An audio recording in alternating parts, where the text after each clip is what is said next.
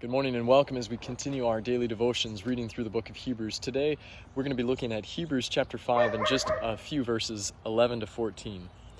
And I'll read those for you now. About this we have much to say, and it is hard to explain since you have become dull of hearing. For though by this time you ought to be teachers, you need someone to teach you again the basic principles of the oracles of God. You need milk, not solid food. For everyone who lives on milk is unskilled in the word of righteousness, since he is a child. But solid food is for the mature, for those who have their powers of discernment trained by constant practice to distinguish good from evil. Now, when I was coaching cross country and track, one of the most difficult lessons for new runners to learn was the importance of constant practice. So no matter how much I stressed about the need for them to continue to run in the off season, there would always be a handful of runners who would stop running in May when track season was over, and they wouldn't run again until August when we began to meet as a team for cross country. And for those individuals, I never needed to ask who had run or who had not run over the summer. Our first team practice together, you could tell.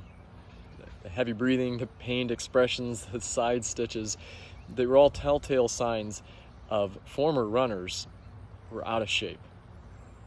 Now, maybe you can relate to that specifically, maybe not, but maybe you can relate to it when it comes to progressing in your walk with Christ. So maybe there was a time when you were maturing, when you were experiencing spiritual growth, but lately it feels like you've lost so much ground and you can't muster the energy even to read your Bible or to pray. So how do you progress from being an infant in the faith to someone who's mature in their spiritual life? Instead of being idle, be committed. In just 2 words in verse 14, it gives the key ingredients to spiritual growth. Constant practice is what the author of Hebrews says. It doesn't say periodic practice. It doesn't say occasional practice. He says constant practice. If you're not where you want to be spiritually right now, then admit that to God. Ask Him to give you the strength that you need to make a goal or two. Start by committing to pray once a day if you only pray occasionally now. Or start by committing to read just 1 chapter a day from a book of the Bible if you haven't been doing that as a daily practice. And I'd encourage you to read one of the Gospels.